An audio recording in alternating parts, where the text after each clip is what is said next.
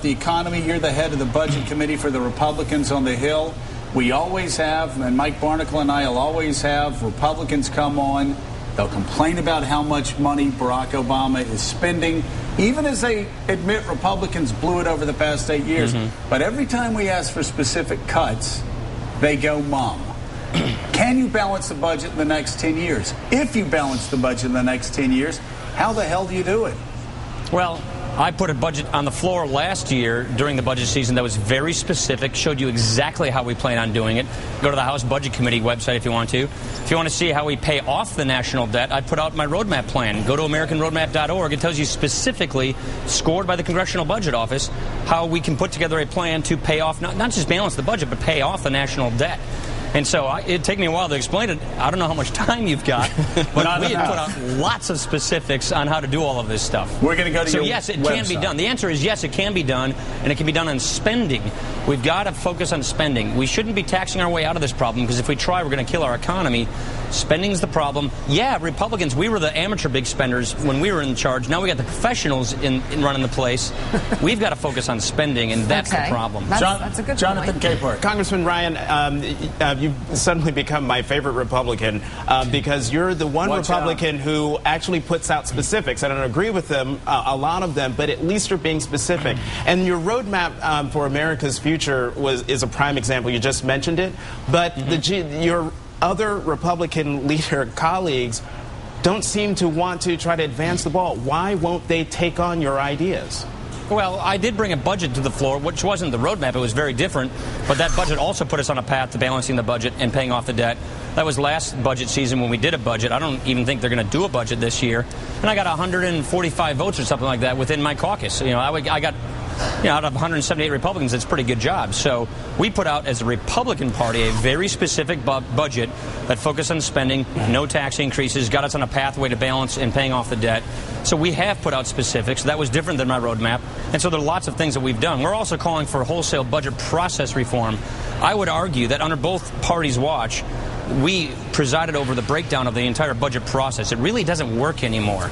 And so we need to clean up this budget process so we have more accountability, more transparency, and caps on spending. There are no caps on spending. So even when Congress passes a budget, it really serves as a mere guideline. And Congress, no matter who's running the place, ends up breaking that budget a month or two later. So I really think we got to clean up this budget process. And that's something that we as a party have been advocating for quite some time now as well. Mike Barnicle. You know, Congressman, one of the big weights on the budget, on the deficit, I mean, even a financial illiterate like me would know this, are the entitlement programs, the growth, the explosion of entitlement programs. Right. You just said that you got 145 votes within your Republican caucus for a specific thing. How many Republican votes do you think you could get within your caucus for raising the retirement age and establishing means testing for Social Security? I don't know the answer to that question, but I think we will find out in the near future, because we're going to have to go down that path. Obviously, that's one of the reforms I have in my roadmap plan. Look, we can't keep talking to the American people like they're children. We got to talk to people like they're adults. These programs are growing themselves right into extinction. I personally think that if you're very wealthy, you don't need as much of a safety net as everybody else in this society. And when these programs were designed, life expectancy was much, much lower than it is right now. They were never designed to be lasting 25 or 30 years. So those are obvious reforms that I think are needed. I'm going to be advocating things like this at the commission I'm on with the President's Commission. It's part of my roadmap plan. I think there are other things we ought to also do to make these programs work better and sustainable. But we're going to be able to find out who believes in these things in the near future, I think. We'll see. Yeah, there you go. Sounds like he's going there, Mike.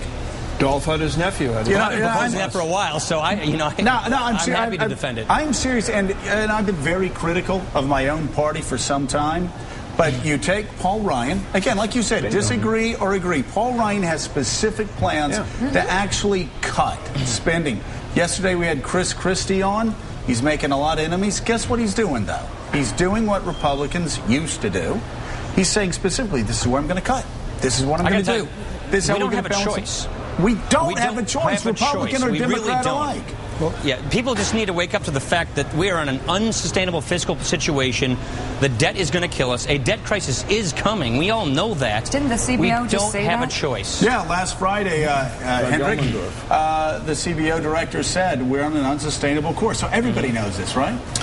Yes. I guess so, yeah. Acting this way. Could I ask Sure. Congressman a question? Sure. Congressman Ryan, you're talking about lowering the retirement age, sacrifices. Hiring it. Raising it. Hiring, or raising the retirement age, sacrifices that are going to have to be made all around.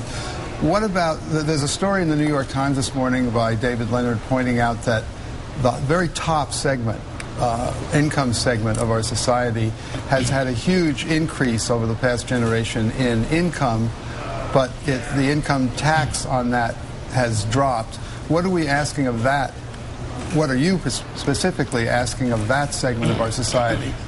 Right, so first when we go to the retirement age, what I'm saying is if we act now, you don't have to affect anybody who's over the age of 55 right now.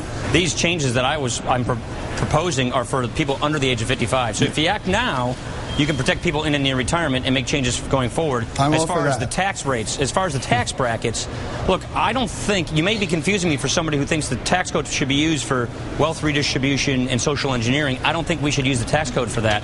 I think we should use the tax code to raise the revenue the government needs to pay for the government as efficiently as possible to maximize economic growth and job creation.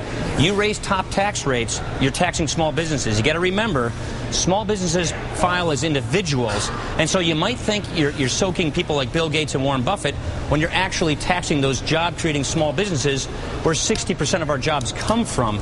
So you got to watch that. The class warfare stuff, and I'm not saying you're doing class warfare, but class warfare politics really ends up leading to very bad economics. This is America. We want to reduce hurdles to entrepreneurship, economic growth, and risk. I'll take that as a no. Can I follow up on that question? Yeah, I guess you can take that as a no. What do we do? And I don't want to say Warren Buffett again because that's not fair. But if you make, let's say you have $10 million. Let's say you're pretty darn rich. You can afford to hire the lawyers, the accountants, the estate lawyers. Yes. So like Warren Buffett, you're paying 13, 14% taxes instead of somebody making $200,000 in Manhattan with a family of 5 who's paying 45, 50% in taxes.